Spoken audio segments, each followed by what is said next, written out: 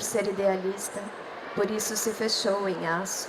Se abria apenas quando o sono era quem comandava o seu espírito. Ao seu lado, na cama, passei a desfrutar de uma nova presença materna, que um dia até me contou. Antigamente, eu escrevia músicas. Não acredito. É sério. A que mais gosto nasceu enquanto eu te amamentava. Obrigada. Agora que a Isabel está aqui, eu vou elogiar de novo o nome da mesa, que a gente estava comentando no começo, que é uma das mesas com o nome mais bonito que a gente já pegou, assim, pelo menos eu e a Aline. E eu queria começar por isso, a literatura enquanto Museu do Mundo. De que forma que a literatura não só ajuda a moldar o mundo particular de cada um de vocês, mas quanto do que vocês carregam com pessoas que são, e claro, como autores, vêm da literatura e vocês se identificam na literatura. No Afonso, por exemplo, um princípio de Karenina já está muito claro, uma parte do museu que leva para a própria obra, né?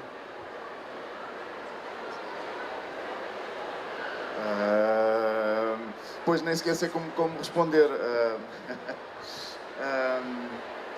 A minha relação com a literatura e... Bom, eu acho que... Eu, por acaso, até gostava de falar da ideia porque o museu parece-me sempre uma coisa meio morta, que nós colocamos coisas que já não vivemos com elas no dia-a-dia, o que não é verdade, mas dá sempre esse sentimento. E eu sinto que a literatura, ao contrário do que muita gente imagina, porque eu sinto muita pena quando perguntam qual é o interesse da ficção e muitas vezes as pessoas respondem que é um escape à vida e à crueldade do mundo, etc. Eu acho sempre que é apocar a literatura e menorizar a literatura e o papel da ficção. Porque acho que a ficção tem um papel tremendo nas nossas vidas, tão importante quanto a verdade. E salva-nos literalmente. E este salva-nos não é um salva-nos teológico, é de facto uma ação literal. E o que eu sinto é que nós não damos esse valor à literatura, mas ela está muito presente nas nossas vidas em tudo o que fazemos. A ficção, digo eu. Quase tudo o que nós valorizamos de facto e que nos é particularmente humano é inventado, é ficcionado, foi ficcionado alguns. O facto de estarmos aqui a falar uns com os outros nasceu da cabeça de alguém, portanto não nasceu connosco, a linguagem não nasce connosco. A linguagem é algo adquirido que nós construímos e portanto não vem nos genes. E se nós formos educados por um macaco ou por um lobo, jamais falaremos. E portanto o valor do que é artificial é quase absoluto e muito maior do que aquilo que é natural. E isso também remete um pouco para este princípio de Karenina, é a aversão ao outro, porque também surge muito com o discurso da naturalidade. O que é natural é bom e o que não é natural, o que é artificial é mau. Eu já sei muito da resposta, mas a ideia de artificial, que muitas vezes de facto é mau, quando a comida é demasiado artificial nós achamos que a comida natural é melhor, mas quase tudo o que nós precisamos é artificial. As nossas roupas, as nossas casas, carros, computadores, livros, hospitais, linguagem, etc. Tudo isto foi criado por alguém, mas mais importante que isso, foi imaginado por alguém, ou seja, foi ficcionado. E é um produto da ficção, e é por isso que a ficção é tão fundamental nas nossas vidas, e é por isso que nós precisamos da ficção para tudo. E precisamos também porque somos inacabados, somos incompletos, somos adultos adiados durante muito tempo, somos crianças durante mais tempo do que os animais, não nascemos com as mesmas armas do que um animal, e precisamos de as criar. E é essa criação de uma natureza artificial que nos caracteriza mais do que tudo. Essa possibilidade de criar cultura, de criar educação, aprendizagem, aprendermos durante muito tempo E essa é a mais-valia humana. Não nascemos cheios de pelos, garras afiadas, com uma grande capacidade física, criamos essas capacidades. Ao ponto de, até para comer, precisarmos de ferramentas. Não é? Nós criamos talheres e pauzinhos e coisas para comer, que é a coisa mais básica do mundo. Nós devíamos ser capazes de comer sem qualquer instrumento para ajudar. E, no entanto, precisamos de inventar instrumentos para isso. Para nos sentarmos, para andarmos, para caminharmos, sapatos, enfim, as coisas mais incríveis. E por isso nós estamos sempre a carregar ficção. Pode não ser literatura, mas ficção, pelo menos, carregamos-la o tempo todo. Perfeito. Eu acho que da palavra museu, eu vou tirar uma fagulha do que me interessa dessa palavra, que seria o verbo guardar. E da palavra mundo, eu acho que tiro a palavra quintal, para trazer para as coisas que faço, né? E também dessas duas palavras que trago para vocês, tem muito de Manuel de Barros trazendo literatura e o que a gente guarda do que a gente lê. Eu sinto que os poetas, as poetas, são sempre os que mais se comunicam comigo, com a minha sensibilidade, com esse meu guardar, que eu acho que é um ato que os escritores, os artistas fazem muito, né? Às vezes a gente vive uma determinada coisa na vida, lê uma determinada coisa, e a gente quer manter a sensação que a gente teve diante daquela coisa, para que quando a gente escreva tenha isso, né? Uma espécie de repertório, prateleiras frescas com emoções que a gente viveu, com imagens que a gente colheu, para escrever, para não escrever tão só, não escrever a partir do osso, mas escrever a partir desses encontros.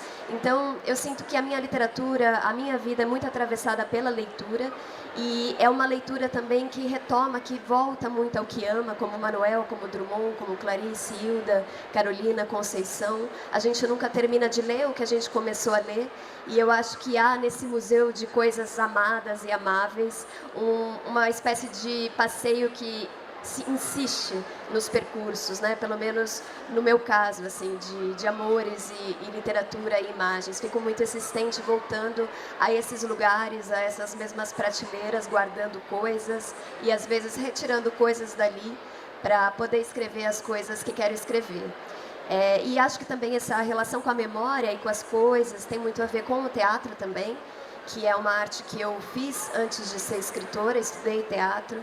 E no teatro essa relação com a memória ela é profunda, seja a memória do palco, que é esse lugar onde a gente habita para contar as histórias, que é sempre um lugar muito quente, como esse palco que a gente está aqui agora, esse pequeno tablado que tantas outras pessoas já estiveram aqui, falando de literatura, falando de afetos, de livros, de encontros. Então há uma memória de corpos, né, e de coisas que já foram contadas. Então a gente nunca sobe aqui sozinho, a gente sempre sobe com essas sombras, com esses desenhos e com essa força.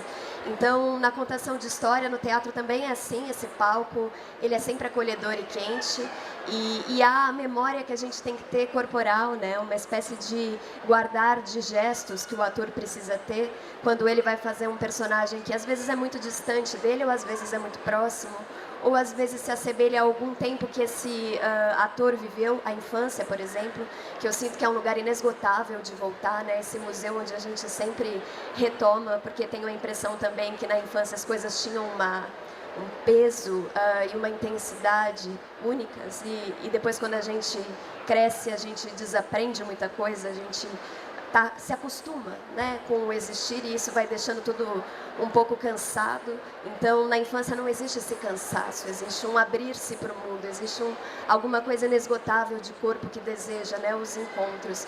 Então, a minha escrita também vai muito para esse lugar de voltar à infância, ou tentar voltar a ela, a partir de recursos de cheiros, objetos, livros, palavras, enfim. E esse repertório de gestos que eu estava falando dos atores, só para finalizar minha fala, é algo que o ator está sempre precisando construir, porque com o corpo que ele tem a vida que ele leva, e essa vida de alguma forma fica no nosso corpo, né, na superfície das coisas. Então, se ele vai trabalhar fazendo, por exemplo, um carpinteiro, como é que ele vai trazer esse repertório de gestos da carpintaria para um corpo que nunca fez esse tipo de atividade? É fazendo, de fato, né? É repetindo esses movimentos, é guardando o essencial deles nesse corpo que vai ter que contar essa história e ter essa credibilidade que as pessoas acreditem que ali é um carpinteiro que nunca foi um carpinteiro, né? Esse pacto da ficção também me interessa muito. Aline, continuar contigo. O Peso, ele fez um sucesso muito grande, ainda está fazendo um sucesso muito grande, e os prêmios que ele ganhou corroboraram um sucesso de público que já vinha sendo construído. Na música, a gente tem a imagem de que muitas vezes mais difícil do que o sucesso com o primeiro álbum é manter o sucesso no segundo livro. Isso te pesou de alguma forma na hora de escrever o Pequena Coreografia? Eu acho que um livro, não sei como você se sente, mas eu acho que um livro sempre pesa no outro, né? De alguma forma. Um livro está sempre na sombra do outro.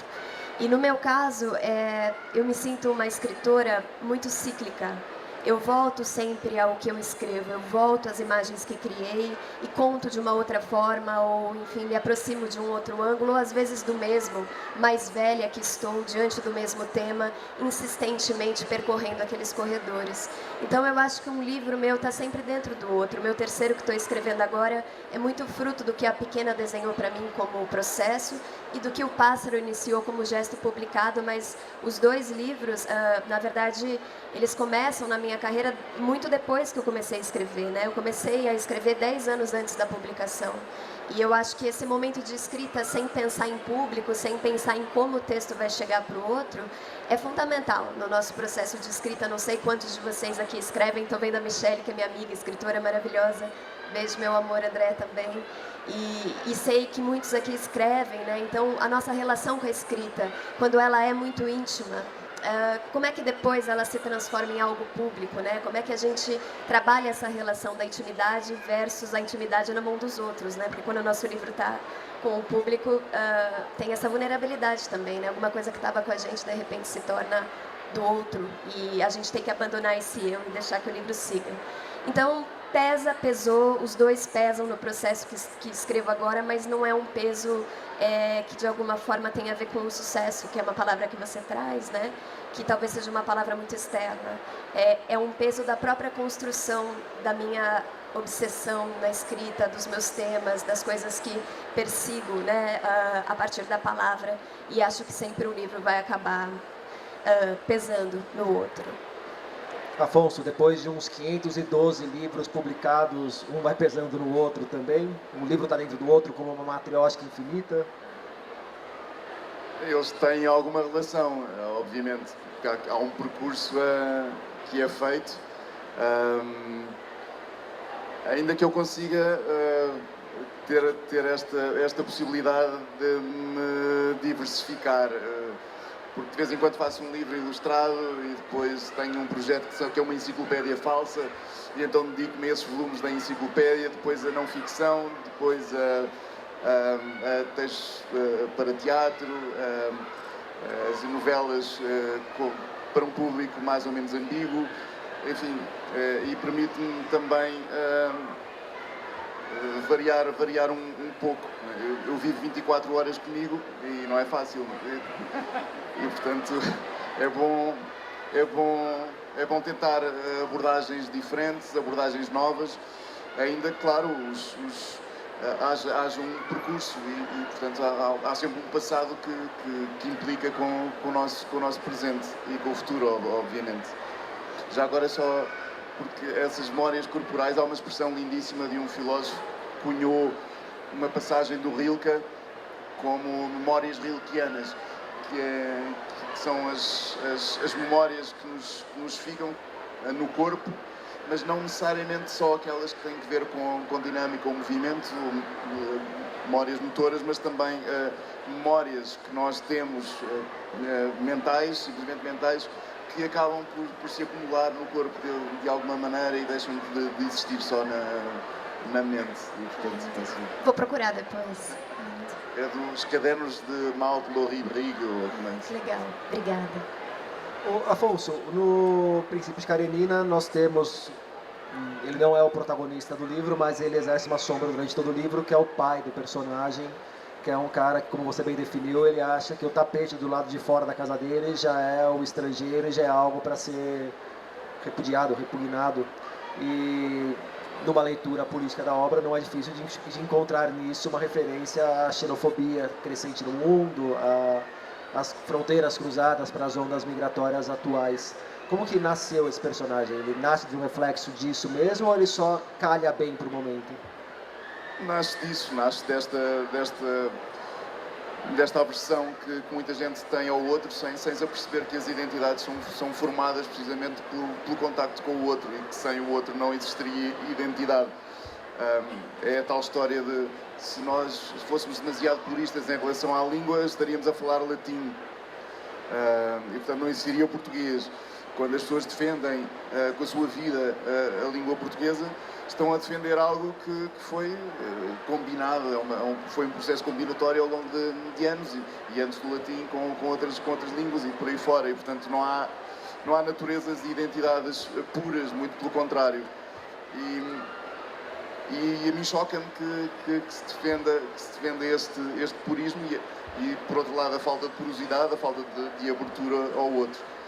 E eu digo isto sabendo e sem ingenuidade, porque sei que a abertura ao outro nem sempre é boa. Por vezes o outro é colonizador, o outro é um agressor, o outro não é uma coisa indiscriminada e tonta, ingênua, simplesmente porque sim. É uma coisa que tem de ser consensual em questão de identidades. E, portanto, nós abrimos ao outro precisamente quando queremos alguma coisa, quando necessitamos de alguma coisa, porque somos todos incompletos e necessitamos de algo mais. E, portanto, e isso, claro, cria identidade. Se existir uma identidade nacional, que é algo que eu normalmente rejeito, a existir, ela existe graças aos outros. E graças a uma série de gente que forjou essa dita identidade, se é que ela é possível de definir. E por isso é sempre problemático esta defesa demasiado conservadora da identidade, do que é que significa ser, até porque a maior parte das vezes, e nós estamos aqui num evento cultural, a maior parte das vezes há muita gente que despreza a cultura, despreza a cultura moderna, mas preza a cultura antiga, a tradicional, que já se enraizou, Camões e uma série de escritores que se fixaram, mas esquecem-se que foram eles também a criar a tal dita identidade, a existir a tal identidade. E, portanto, será sempre a cultura a fazê-lo. E que se nós não tivermos, não existir cultura, também não temos identidade de espécie alguma. Se existir identidade, existe graças à cultura. E, portanto, quando não se investe na cultura, porque são exatamente as mesmas pessoas que abominam o outro, são exatamente as mesmas que não apostam na cultura, que não gostam da cultura, que sacam dos revólveres quando lhes falam em arte e por aí fora. E esse oxímoro, essa contradição, parece-me o maior absurdo de todos, e é muito corrente, é muito comum nós depararmos com isto. Aline, você já falou do teatro e você falou que levou 10 anos entre começar a escrever e publicar. E quem lê seus textos percebe muito clara a influência do teatro, não só nas histórias em si, mas na linguagem que você leva para os livros. Quanto que você foi se achar na forma de se apresentar ao público usando a linguagem do teatro? Que momento que você falou, opa, não é um texto em prosa convencional que é o meu estilo, é um texto mais próximo do teatral, que é a melhor forma de eu me expressar e de eu colocar num livro e me apresentar como escritora dessa forma? Bonita pergunta, Rodrigo. Eu acho que, na verdade, a primeira coisa que chegou quando eu comecei a escrita foi a poesia. Eu não me imaginava prosadora, não me via como prosadora. Eu gosto muito de poesia, como já contei para vocês aqui. E quando comecei a escrever na Faculdade de Letras, depois de ter vivido os meus estudos no teatro muito intensamente por alguns anos. E eu, na Faculdade de Letras, conheci poetas, jovens poetas, que estavam ali cursando comigo, né, a faculdade. E fiquei impressionada com a dinâmica do sarau, da ocupação poética na universidade, do quanto a poesia se move pela cidade, mais do que a prosa, né? Com o slam, sarau, a própria música, que é muito irmanada da poesia. Então, por essa mobilidade que também eu já estava muito habituada por conta do teatro, eu logo coloquei meu corpo nesse corpo coletivo poético, imaginando que, porque desejava escrever poesia, escreveria poesia. Mas o que eu fui entendendo sobre o meu processo é que ele é muito menos comandado pelos meus desejos. Ele tem suas vontades próprias, e quanto mais eu escuto a própria pulsação do que faço, mais verdadeiro o que eu estou investigando a coisa se torna. Então, o que num primeiro momento era um desejo, depois passou a ser alguma coisa que eu incorporei numa prosa muito fragmentada, muito silenciosa e muito íntima, eu acho que é a palavra, né? Uma prosa que deseja proximidade, assim como eu mesma também desejo estar mais perto das pessoas e não me afastar delas. Eu acho que é uma prosa que convida a aproximação do rosto na folha, né? E descobrir como aquilo pode ser completado, porque há uma lacuna nos meus textos, né? Há uma espera pelo outro que sempre se instala em tudo que eu escrevo. E aos poucos, durante esse processo, eu fui percebendo o quanto o teatro se tornava presente dentro da minha literatura, não só por ter vivido e feito teatro e colocar sempre esse corpo no mundo para criar, né? Mas também dentro da página, né? O meu olhar para o espaço é muito teatral. Então, o jeito que eu ocupo o texto se desenha na folha, com um desejo também de reverberar a partir dessa geografia algo que possa ser contado. E isso tem muito a ver com a poesia concreta, é claro, mas também tem a ver com a própria ocupação de um corpo no espaço contando uma história. E também ter lido muita dramaturgia tão jovem modificou a minha relação com o texto escrito. A rubrica, por exemplo, é alguma coisa que me inquieta profundamente. Que voz é essa que diz o que os outros devem fazer? É uma terceira voz que comanda de cima alguma coisa, né? E também que quando eu coloco rubrica no meu texto, eu sinto que não é a minha voz que diz, é alguém ainda anterior a mim, sabe? E hoje eu estava vendo uma artista que é artista de teatros de bonecos e fiquei pensando muito nessa relação do teatro de bonecos com a minha própria escrita. Talvez eu seja essa pessoa que está por trás da pessoa que está cuidando dos bonecos. Afonso, nos seus livros também tem um diálogo interessante com outras artes, principalmente as artes plásticas ou a fotografia. A diferença entre um livro de prosa e apenas com prosa e um livro que se propõe a ser uma enciclopédia, que a gente não sabe muito bem o que é aquela enciclopédia, e tem imagens ali, parece muito claro por que você escolhe um formato e por que você escolhe outro. Mas um livro como O Princípio de Karenina, a gente tem 4 ou 5 fotografias só ao longo de todo o livro, mas que pontuam momentos importantes da história, até pela forma que as fotos estão feitas. Para chegar num resultado sutil como esse, qual que é o peso de falar, não, no princípio vai ter fotos, e no Jesus Cristo bebia cerveja não vai ter fotos? Claro, você não teria fotos do Jesus enchendo a cara, mas não vale essa resposta. Poderia pôr fotos do Alentejo, onde constrói a Jerusalém Fantástica. Quer dizer, a relação entre as linguagens é um pouco complexa e não é muito fácil de descrever exatamente como é que opto ou decido por colocar imagens ou não. Quer dizer, eu sei exatamente como isso acontece. E quando é você que decide, né? Sim, e normalmente sou eu que decido, mas o problema não é esse, e não é que eu não consiga explicar, é porque é uma explicação longa, ou relativamente longa. A relação na verdade é uma explicação que eu dou muitas vezes. São artes que têm as suas virtudes e as suas limitações. Há coisas que eu não consigo fazer com a escrita e há coisas que não consigo fazer com imagens, há coisas que eu só consigo fazer com imagens, coisas que só consigo fazer com a escrita, assim como há coisas que só consigo fazer com música e há coisas que não consigo fazer com música, por mais que queira. E, portanto, todas elas têm essas valências. E há aqui um espaço que eu gosto que as imagens tenham e que nos dão, que é um repentismo e um imediatismo muito grande. As imagens, como o Lessing definiu a pintura, as imagens não têm tempo.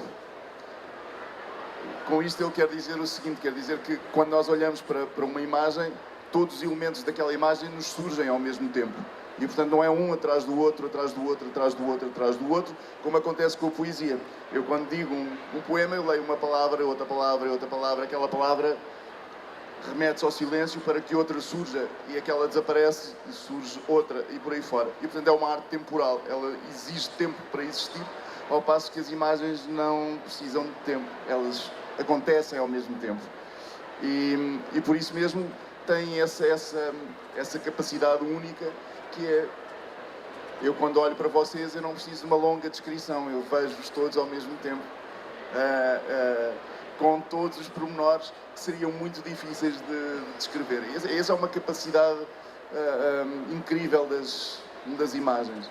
Por outro lado, há coisas que eu também não sou capaz de fazer com as imagens e preciso da literatura para o fazer, nomeadamente uma série de pensamentos abstratos e conceitos abstratos que só a escrita e a linguagem conseguem dar.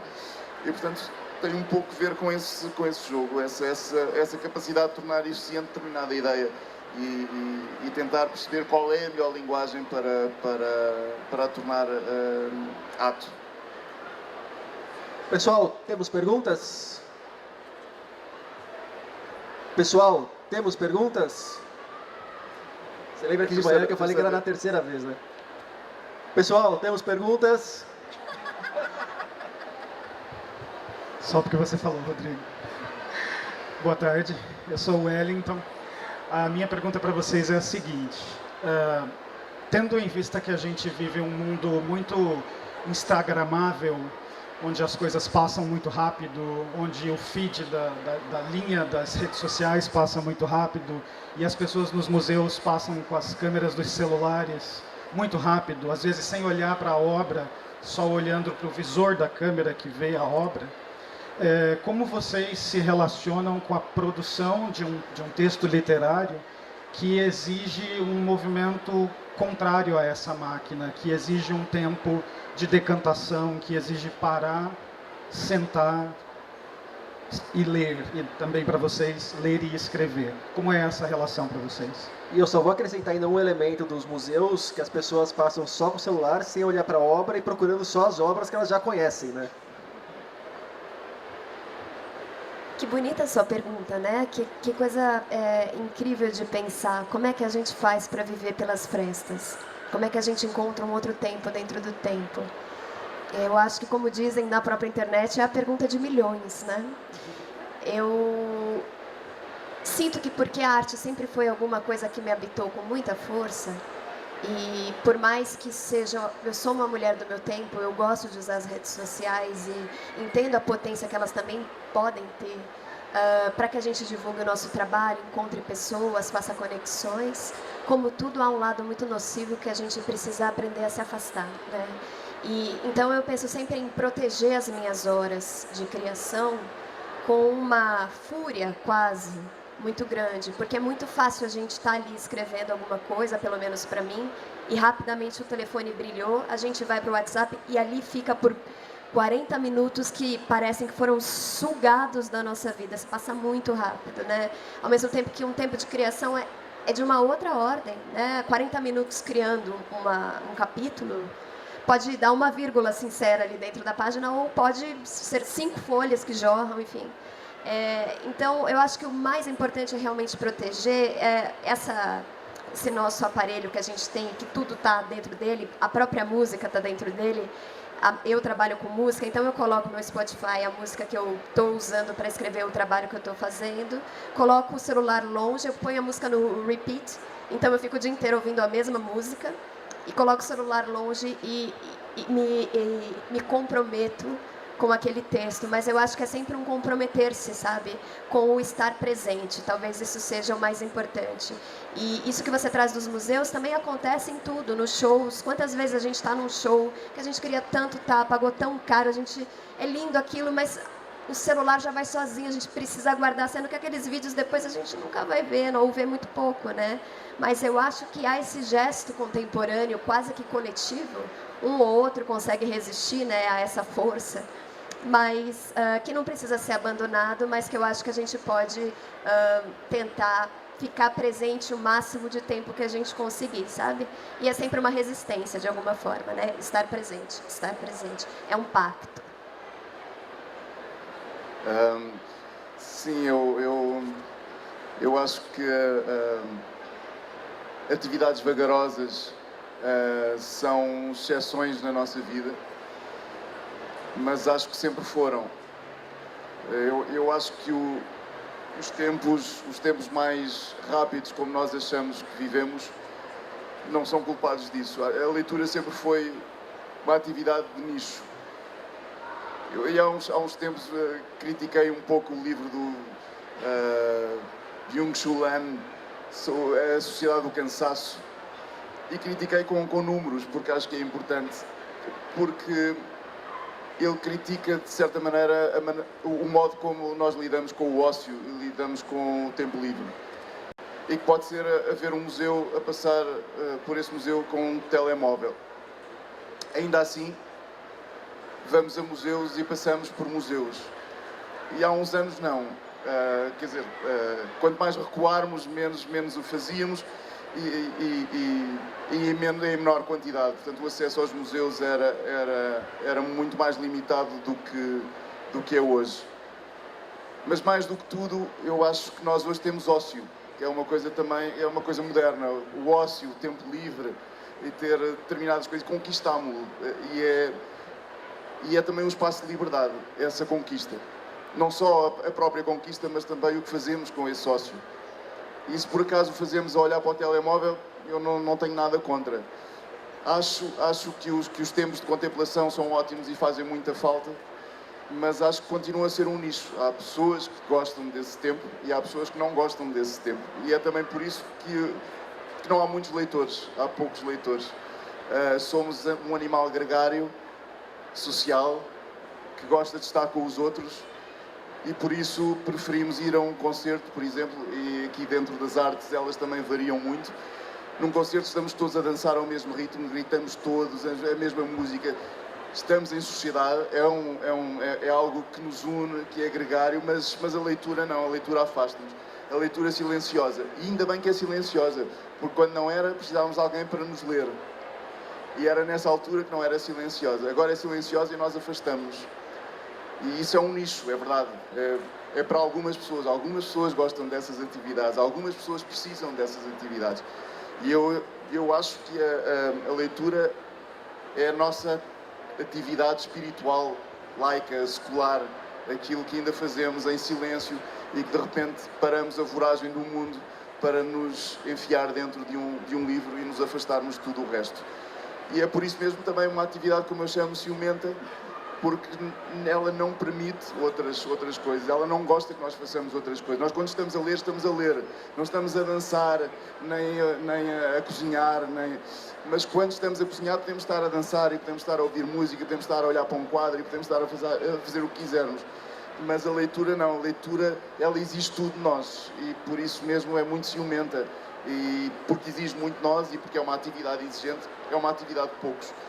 E não vejo mal nenhum nisso. É uma característica da leitura, é uma característica dos livros. E há pessoas que se entregam a ela e gostam de livros, e há pessoas que não gostam assim tanto. Mas ainda assim, o ócio foi uma conquista tremenda, lindíssima, e mesmo quando passamos 40 minutos a olhar para um telemóvel, foi uma conquista gigante nas nossas vidas. E por isso sou um pouco suspeito em relação a isso. Gosto de atividades vagarosas, mas é uma preferência. Pessoal, nós temos tempo para mais uma pergunta ligeira e havia mais uma mão levantada. Eu queria perguntar para o Afonso, da onde veio a sua inspiração para escrever o livro Vamos Comprar um Poeta, né? Eu achei genial essa ideia de a gente ter um artista, né, de estimação. E se também eu percebi que acaba sendo uma provocação, né? Porque muitas pessoas não percebem que as artes estão no nosso dia a dia. A Aline trouxe isso na fala dela e acaba achando que é algo desnecessário. E no livro, as conversas com a menina e até no final, né, o próprio pai, que ele teve uma conversa, né, com o poeta. O que você quis? Foi essa provocação e um despertar? Bom, várias coisas. Se calhar o menos importante é de onde nasceu a ideia e o conceito do vamos comprar um poeta. Na realidade, historicamente, nós sempre comprámos seres humanos, continuamos a comprar. A maneira mais comum será talvez a corrupção. É uma maneira de comprar pessoas, continua a ser. Todos os dias se compram pessoas. a grande diferença entre comprar um poeta e comprar um político é que normalmente um político é lucrativo, faz alguém lucrar, e o comprar um poeta não. E portanto acaba por ser um livro em que se elogia esta atividade que parece inútil. E este também é um discurso muito comum, que a poesia não serve para nada. E há aqui que distinguir algumas coisas. Não é não servir para nada.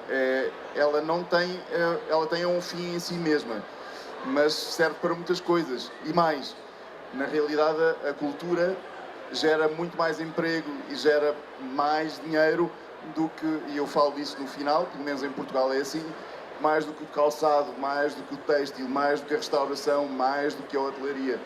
E, portanto, não é propriamente uma atividade inútil. Quer dizer que tem consequências. E essas consequências são mais lucrativas do que muitas outras, cujo o seu objetivo ulterior é precisamente gerar lucro. E nesse sentido, Vamos Comprar um Poeta é um elogio às coisas que não são propriamente inúteis, mas que têm um valor em si mesmas. Assim como o amor, não é? Se eu receber dinheiro pelo amor, já não é amor, já é prostituição, já é outra coisa. E todas as coisas, se eu tiver um amigo que sei que recebe um salário para ser meu amigo, eu já acho que não é amizade. E porquê? Porque não é suposto dar lucro, ainda que a arte o possa fazer, mas como consequência. O que é bonito na arte é fazermos, e pode acontecer que vivamos na miséria, mas pode acontecer que sejamos ricos. Mas não é esse o valor da arte. E, portanto, é um livro que trata desta questão. Também foi escrito durante uma crise, mais uma que Portugal passou, neste caso com a extinção do Ministério da Educação. Deixámos de ter Ministério da Educação, e mais uma vez, quando se entra em crise, extingue-se a única coisa que pode tirar um povo da crise, que é ter ideias para sair da crise. E, portanto, precisamos de facto de cultura, precisamos de ter pessoas, empresários cultos, para poderem ter produtos de qualidade e não produtos amorfos que se repetem industrialmente nos outros países que têm mais capacidade de os fazer com mão de obra mais barata. E, portanto, para ter ideias para produtos é preciso um empresário culto. Quando se acaba com a cultura, acaba-se precisamente com a economia, e quando se pensa que é a primeira coisa a poupar, é a coisa mais ridícula, porque não se investe nada, quer dizer, já não se gasta nada com a cultura, e depois, quando é preciso poupar, vai-se retirar aquele pouco que se investe. Não faz sentido absolutamente nenhum. Nessa altura devia-se investir mais para se ter ideias para sair da crise. É exatamente o processo inverso. E a falta de compreensão disto é muito assustadora, muito assustadora. Afonso Cruz, muito obrigado pelo papo.